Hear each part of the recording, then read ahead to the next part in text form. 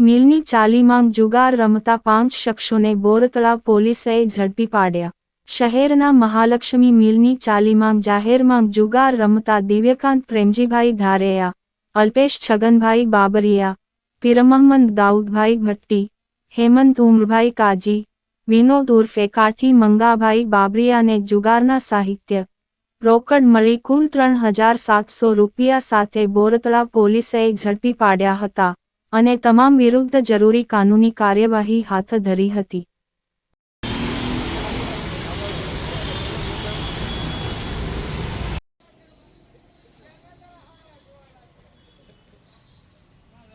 નીચે કરો રૂમાલ।